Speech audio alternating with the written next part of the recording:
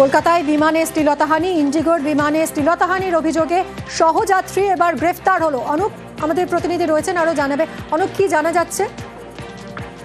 কলকাতা বিমানবন্দর বিমানের মধ্যে শ্লীলতাহানির ঘটনা, এই ঘটনায় একজন সহযাত্রী গ্রেফতার করা হয়েছে। আব্দুর রহমান তার নাম, এমনটাই জানতে পারি। গতকাল এই ইন্ডিগো বিমান যখন কলকাতায় আসছিল, হানয় থেকে যখন কলকাতায় আসছে সময় কিন্তু বিমান অবতরণ করার মুহূর্তের আগে কিন্তু একেবারে গায়ে হাত দিয়ে শ্লীলতাহানি ঘটে বলে অভিযোগ এবং মহিলাকে দেখে কটূক্তি করা হয়। এরই পরবর্তী ক্ষেত্রে তৎক্ষণাৎ একেবারে যোগাযোগ করা হয় মহিলার পক্ষ থেকে সিআইএসএফ এর সঙ্গে। সিআইএসএফ এর পক্ষ থেকে আব্দুর রহমান যে সহযাত্রী, তাকে আটক করা হয়। পরবর্তী ক্ষেত্রে দেখা যায় তাকে এনএসকে থানায় তুলে দিলে পরে পুলিশের পক্ষ থেকে গ্রেফতার করা হয়েছে। আজকে তাকে বারাক আদালতে পেশ করা হয়েছে। ধন্যবাদ অনুপ।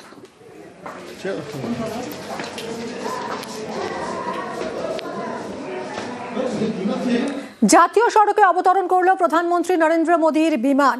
অসমের ডিব্রুগড়ের মোরান বাইপাসে আজ অবতরণ করে C-130J সামরিক বিমান।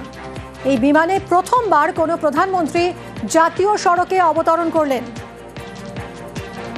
আজ মোরানের জাতীয় সড়কে সুখোই, রাফাল, চিনুক, আপাচ, হারকিউলিসের মতো বায়ুসেনার 16টি যুদ্ধ বিমান ওঠানামা করে। জাতীয় সড়কে অবতরণ করল প্রধানমন্ত্রী নরেন্দ্র মোদীর বিমান। ডিব্রুগড়ের মোরান বাইপাসে আজ অবতরণ করে প্রধানমন্ত্রীর বিমান। কথা বলবো, মৈত্রেয়ী রয়েছে সঙ্গে। মৈত্রেয়ী, একটু ডিটেলে জানাও। দেখো, উত্তর পূর্বের ডিব্রুগড়ের এই এমার্জেন্সি ল্যান্ডিং এবং তার মধ্যে সেটা আবার প্রধানমন্ত্রীর এমার্জেন্সি ল্যান্ডিং, সেটা কিন্তু একেবারেই হিস্টোরিক হয়ে রইল আজকের দিনে।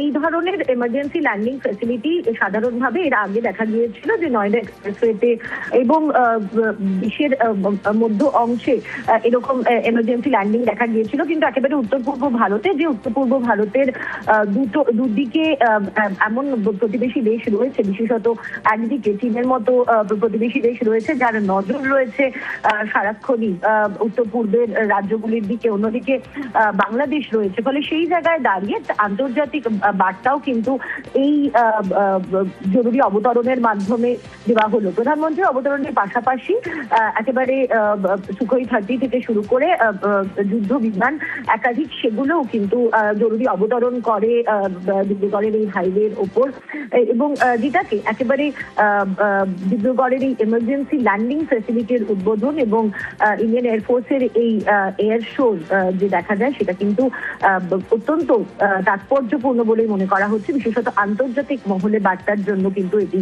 অত্যন্তই তাৎপর্যপূর্ণ। ধন্যবাদ মৈত্রেয়ী।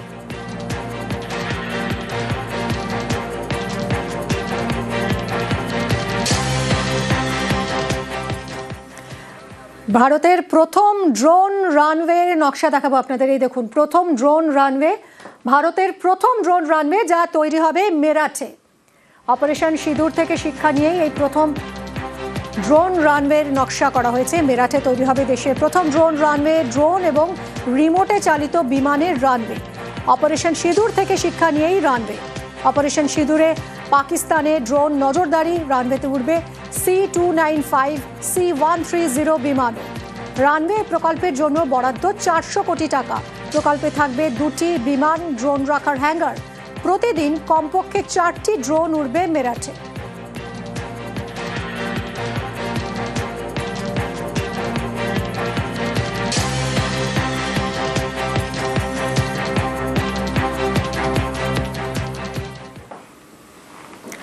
বোলপুরের সময়ের গোলা উদ্ধার হয়েছে এবং সেই বিশ্বযুদ্ধের সময়ের গোলা উদ্ধার হয়েছে বোলপুরে, এবং সেই গোলা আজ নিষ্ক্রিয় করা হলো। অজয় নদ থেকে 4 মাস আগে উদ্ধার হয়েছিল বিশ্বযুদ্ধের সময়ের এই গোলা, এবং বোলপুরে আজ নিষ্ক্রিয় করা হলো। বছরের পর বছর নদীতে চাপা ছিল এই গোলা, এবং গত অক্টোবরে জলস্তর কমায় উদ্ধার হয় গোলা। বোলপুরের সিঙ্গিতে নিষ্ক্রিয় করা হলো গোলা।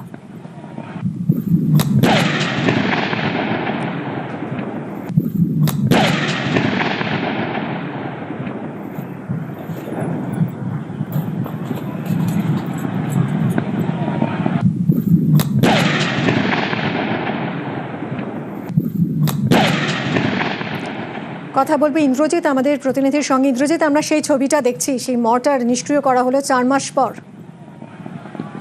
আর দেখো একদমই যেটা বলে রাখবো, অজয় নদের পাশ, অজয় নদ যে চিনি গ্রামের পাশ দিয়ে বয়ে গেছে, সেই গ্রামেই কিন্তু উদ্ধার করা হয়েছিল, আর অজয় নদের মধ্যে থেকে উদ্ধার করা হয়েছিল গত 4 মাস আগে এই মোটরটি। এবং আজকে কেন্দ্রীয় জওয়ান 8 জন এসে এবং বোলপুর থানা পুলিশের সহায়তা নিয়ে সেই মোটরটিকে কিন্তু নিষ্ক্রিয় করা হয়। এবং নিষ্ক্রিয় করার সময় বিকট শব্দে কেঁপে ওঠে চিনি এলাকা ছাড়াও যে পার্শ্ববর্তী গ্রামগুলি রয়েছে সেই গ্রামগুলি কিন্তু কেঁপে ওঠে। যদিও কোনো ক্ষয়ক্ষতি হয়নি, কারণ আগের থেকেই ব্যবস্থা রেখেছিল স্থানীয় প্রশাসন থেকে শুরু করে কেন্দ্রীয় বাহিনী জওয়ানরা, তাতে কোনো ক্ষয়ক্ষতি কিন্তু হয়নি।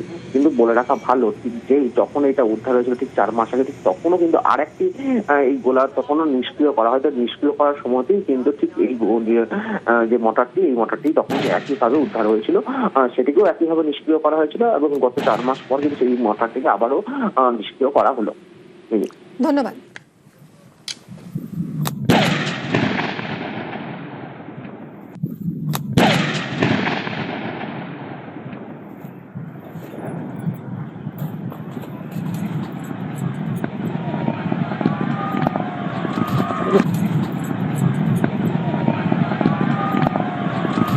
কি করছিলেন?